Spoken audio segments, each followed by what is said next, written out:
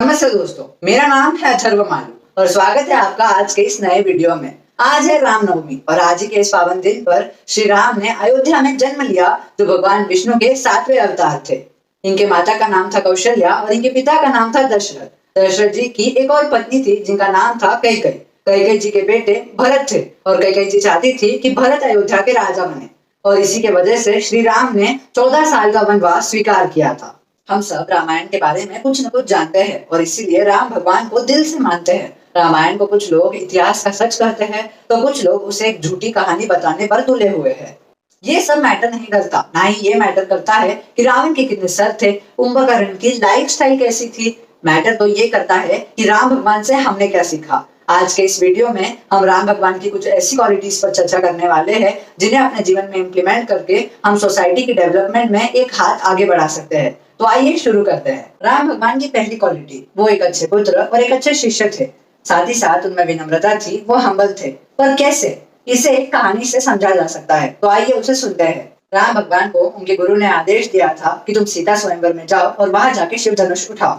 राम भगवान वहां पर गए। राम भगवान ने उनके गुरु की बात को फॉलो किया। जो शिव धनुष बहुत से बड़े बड़े देशों के राजा नहीं उठा पाए थे, कैलाश पर्वत को उठाने वाला व्यक्ति जो शिव भगवान का सबसे बड़ा भक्त था, जिसका नाम था रावण, वो भी शिव धनुष नहीं उठा पाया था। उस शिव धनुष को राम भगवान ने उठा लिया। पहले राम भगवान ने हाथ जोड़कर प्रार्थना की, उन्होंने अहंकार नहीं बताया और फिर शिव धनुष को उठाने का प्रयास किया। इससे मुझे दादू दयाल की एक साखी भी याद आती है। माखन मन पाहन भया, माया रस पिया, पाहन मन माखन भया, राम रस लिया।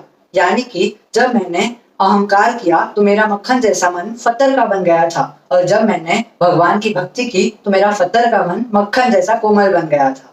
लेकिन ऐसा नहीं था कि धनुष उठाने के बाद ही राम भगवान ने शादी के लिए हाँ कर दी। राम भगवान के माता पिता को इसके बारे में नहीं पता था। राम भगवान अयोध्या गए, वहां जाके उनके माता पिता को सब बताया और जब उनकी सहमति मिली उसके बाद राम भगवान की शादी हुई। राम भगवान एक अच्छे पुत्र इसलिए भी थे क्योंकि उन्होंने दशरथ जी के साथ आर्ग्यू नहीं किया कि मेरी क्या गलती है, मैं क्यों वनवास जाऊं। उन्होंने दशरथ जी के व्यू पॉइंट से सिचुएशन को देखा और उन्होंने समझदारी दिखाई। राम भगवान की दूसरी क्वालिटी यह थी कि वह लोगों के प्रति ग्रेटफुल थे। वो लोगों ने जो काम किया है उसे रिकॉग्नाइज करते थे। इसे भी एक स्टोरी के जरिए समझा जा सकता है, तो आइए उसे सुनते हैं। जब राम सेतु बनाया जा रहा था तो बड़े बड़े विशाल वानर बड़े बड़े पत्थर लेके पानी में फेंक रहे थे, तो दूसरी तरफ छोटी सी गिलहरियां छोटे छोटे पत्थर लेके पानी में डाल रही थी। हर व्यक्ति अपनी क्षमता के अनुसार योगदान दे रहा था। तभी एक वानर ने गिलहरी से कहा कि पाँव के नीचे आ जाएगी, दूर हट, और उसे उठा के दूर फेंक दिया। तभी वह गिलहरी राम भगवान के पैरों के पास जाके गिरी। राम भगवान ने उसे उठाया, उसके पीठ पर सहलाया और इसीलिए गिलहरी के पीठ पर 3 लकीरें होती है। राम भगवान ने ये नहीं देखा कि गिलहरी छोटा सा कंट्रीब्यूशन दे रही है। राम भगवान ने ये देखा कि वानर अपने क्षमता का आधा काम कर रहे हैं और गिलहरी अपने क्षमता का दुगना काम कर रही है और इसीलिए राम भगवान ने गिलहरी को शुक्रिया कहा और उसके काम को रिकॉग्नाइज किया। यही क्वालिटी होती है एक अच्छे लीडर की, सबको साथ लेके चलना और जो लोग काम कर रहे हैं उन्हें उनके काम का क्रेडिट देना।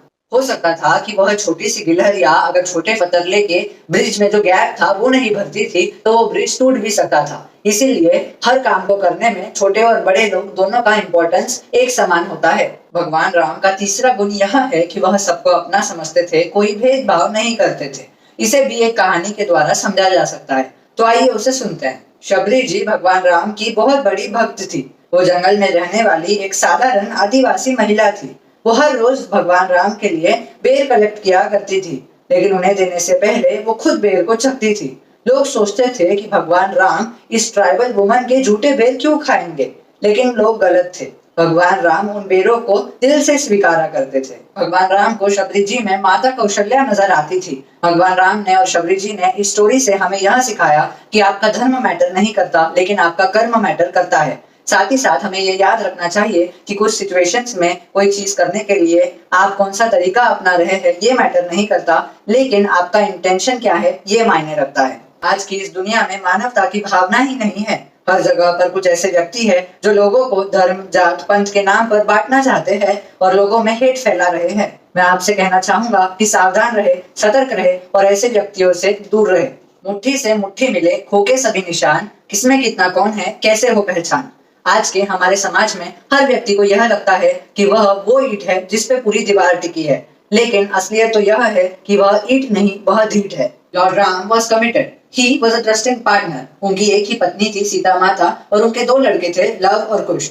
राम भगवान की तनाव भरी जिंदगी में भी वो सेटिस्फाइड थे। उन्होंने हमें सिखाया कि हर सिचुएशन को कूल रह के हैंडल किया जा सकता है। उनकी इन्हीं सब क्वालिटीज की वजह से उन्हें मर्यादा पुरुषोत्तम राम कहते हैं। श्री राम ने श्री कृष्ण की तरह लीलाएं नहीं बताई थी। श्री कृष्ण को लोग भगवान इसलिए भी मानते थे क्योंकि उन्होंने कई सारे असुरों को मार गिराया था। उन्होंने एक उंगली पर पर्वत उठाया था। उनका जन्म ही एक मिरेकल था। लेकिन श्री राम ने एक साधारण जिंदगी बिताई और इसीलिए उन्हें भगवान मानते हैं। एक बात है जो आप में से बहुत लोगों ने नोटिस की होगी, श्री राम अपने पूरी जिंदगी में कूल थे, उन्हें गुस्सा नहीं आता था। लेकिन श्री राम के जो भक्त हैं वो थोड़े एग्रेसिव होते हैं, और दूसरी तरफ श्री कृष्ण के भक्त शांत होते हैं। लेकिन श्री कृष्ण ने अपना रौद्र रूप एक बार बताया था।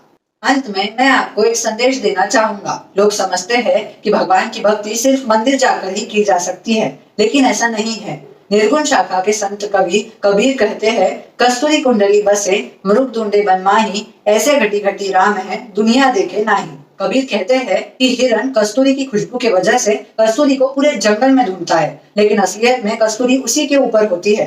वैसे ही दुनिया में भी इंसान भगवान को मंदिरों में ढूंढते हैं, लेकिन असलियत यह है कि जिस व्यक्ति में अहंकार नहीं है उस व्यक्ति के दिल में भगवान बसते हैं। अगर आपने भगवान राम से इंस्पायर होके, रामायण से मोटिवेशन लेके कोई और चीज सीखी है तो जरूर हमें कमेंट सेक्शन में उसके बारे में बताइए। वीडियो को शेयर करके इसे और भी लोगों तक पहुंचाइए ताकि और भी लोग भगवान राम की क्वालिटीज के बारे में डीपली समझ पाए और उनके गुणों को अपने जीवन में इम्प्लीमेंट कर पाए। जैसे भगवान राम ने शबरी जी को और गिलहरी को उनके काम का रिकॉग्निशन दिया था, वैसे वीडियो को लाइक करके आप भी हमें हमारे काम का रिकॉग्निशन दे सकते हैं। अगर आप चैनल पर नए हैं तो जरूर चैनल को सब्सक्राइब कीजिए। कमेंट करके हमें बताइए कि और किन टॉपिक्स पर आपको वीडियोस चाहिए। धन्यवाद इस वीडियो को कंप्लीटली देखने के लिए। Let's make this world and this society together a better place to live.